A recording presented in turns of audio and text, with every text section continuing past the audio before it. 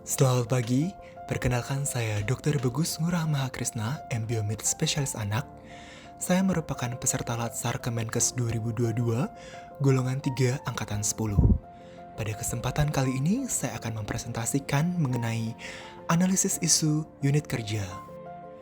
RSUP Prof. IGNG Ngurah adalah rumah sakit vertikal di bawah naungan Kementerian Kesehatan atau Kemenkes yang merupakan pusat rujukan area Bali, NTT, dan NTB. Permasalahan yang muncul tentunya cukup kompleks, baik dari sisi medis maupun non-medis. Penulis atau saya sendiri merupakan staf di divisi nefrologi, di mana saya mencoba melakukan analisis serta identifikasi isu pada instansi tempat bekerja saya, yaitu di Departemen KSM Ilmu Kesehatan Anak, khususnya divisi nefrologi dari sisi non-medis maupun medis. Adapun beberapa isu yang dapat saya identifikasi antara lain. Yang pertama, belum optimalnya screening untuk penapisan penyakit ginjal kronis atau PGK di ruang perawatan anak RSUP Prof. Ngurah, di mana PGK merupakan salah satu penyebab morbiditas dan mortalitas pada anak. Data Indonesian Renal Registry menunjukkan bahwa jumlah penderita PGK yang mendapatkan terapi dialisis terus meningkat setiap tahunnya. PGK yang disebabkan oleh penyakit glomerulus seringkali bersifat silent, tidak terdeteksi atau bahkan terdeteksi setelah menjadi PGK stadium 4 atau 5. Bagaimana antisipasi yang dapat kita lakukan? Salah satunya yaitu dengan melakukan urinalysis screening pada anak-anak usia sekolah. Penapisan ini merupakan modal yang murah, dapat dilakukan secara berkala, namun tentunya berdampak besar dalam pencegahan progresivitas apabila kita dapat menjumpai protein urea ataupun hematuria pada urinalisis sejak masih PGK derajat 1. Kedua, belum optimalnya screening hipertensi rawat jalan dan rawat inap di RSUP Prof. Ngurah. Jadi hipertensi tidak hanya terjadi pada orang tua atau dewasa, tetapi dapat juga terjadi mengenai anak-anak dan remaja. Ternyata data menunjukkan bahwa prevalensi hipertensi pada anak khususnya usia sekolah mengalami peningkatan. Hipertensi pada anak tentunya harus mendapat perhatian yang serius, karena apabila tidak ditangani dengan baik, penyakit ini dapat menetap hingga dewasa. Berdasarkan pedoman nasional, disarankan agar hipertensi dapat dideteksi sedini mungkin sehingga dapat ditangani secara cepat. Pemeriksaan tekanan darah wajib dilakukan secara berkala setiap tahunnya setelah anak berusia 3 tahun di semua kunjungan fasilitas kesehatan. 3. Belum optimalnya sistem pendataan atau register pasien sindrom nefrotik di rawat jalan dan ruang rawat inap anak RSUP Prof. Ngurah. Pasien sindrom nefrotik merupakan salah satu penyakit ginjal dengan kunjungan terbanyak di divisi nefrologi anak dan memerlukan lama pengobatan minimal 3 bulan. Nah, pasien-pasien tersebut dapat mengalami relapse atau kambuh dalam 6-12 bulan setelah pengobatan. Pemantauan urinalisis penting sekali kita lakukan tiap bulannya, sehingga kita tahu apakah pasien tetap dalam kondisi remisi atau sembuh maupun relapse atau kambuh. Pembuatan sistem pendataan atau register yang baik tentunya akan memudahkan kita dalam memantau saat terjadinya relapse atau pada saat kita akan merujuk balik pasien ke fasilitas kesehatan perujuk. 4.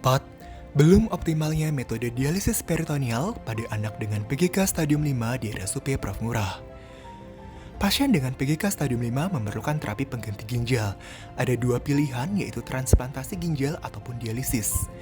Sebelum dilakukan transplantasi ginjal, kita menggunakan metode dialisis. Pilihan konvensional terdiri dari dialisis peritoneal atau hemodialisis. Data menunjukkan bahwa fungsi ginjal sisa dipertahankan lebih baik pada dialisis peritoneal dibandingkan hemodialisis, di mana dialisis peritoneal merupakan metode cuci darah yang dapat dilakukan mandiri oleh pasien di rumah.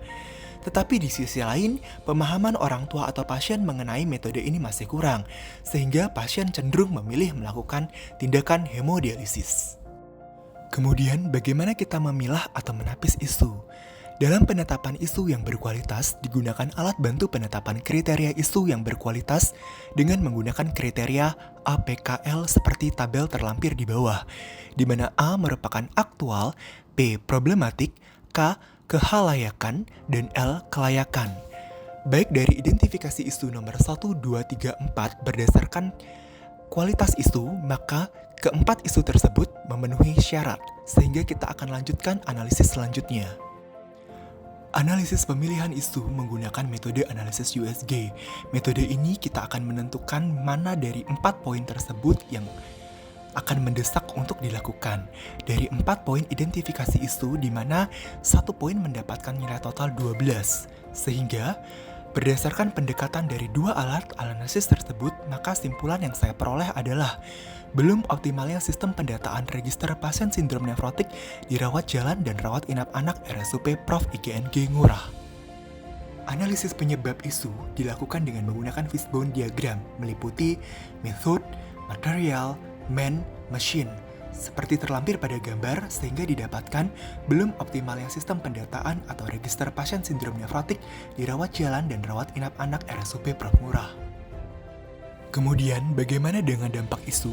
Pendataan atau register pasien sindrom nefrotik penting untuk melakukan pemantauan pasien, terutama dengan penggunaan kortikosteroid jangka panjang seperti kasus relapse sering, dependent steroid, atau resisten steroid, sehingga akan memudahkan kita baik pada saat melakukan evaluasi pasien ataupun saat nantinya merujuk pasien balik ke fasilitas kesehatan perujuk. Kemudian, bagaimana rekomendasi alternatif penyelesaian isu?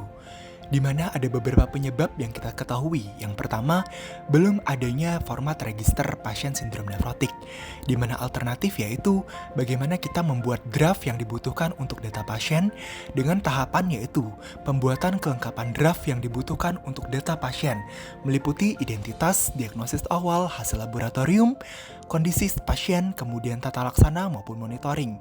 Kemudian tentunya kita berkoordinasi dengan Kepala Divisi Nefrologi untuk persetujuan draft.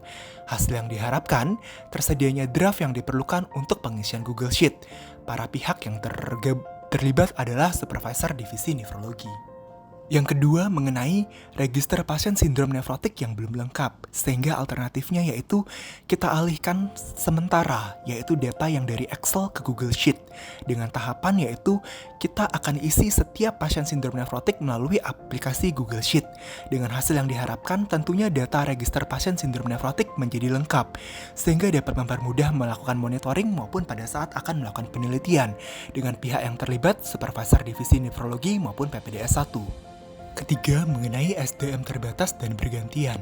Tentunya kita perlu melakukan koordinasi antara supervisor, peserta didik, sekretaris setiap pergantian stase. Sehingga kita harapkan bahwa SDM mampu melakukan pengisian dan monitoring kelengkapan Google Sheet tanpa tertinggal. Dengan pihak terkait tentunya supervisor divisi nefrologi, PPDS 1 maupun sekretaris. Dan yang terakhir, di mana belum tersedianya sistem register pasien sindrom nefrotik yang memadai, kita harapkan dengan membuat aplikasi Google Sheet setiap pasien, di mana aplikasi ini dipergunakan untuk satu Google Sheet untuk satu pasien. Dan kita akan uji coba pengisian ini kepada peserta didik dengan pasien, dengan harapan bahwa SDM dan pasien mengerti bagaimana cara penggunaan Google Sheet. Dengan para pihak masih sama, yaitu mengenai supervisor, divisi nefrologi, PPDS 1, dan tentunya pasien yang terlibat. Demikianlah analisis isu unit kerja di Departemen KSM Ilmu Kesehatan Anak, khususnya di Divisi Nefrologi. Terima kasih.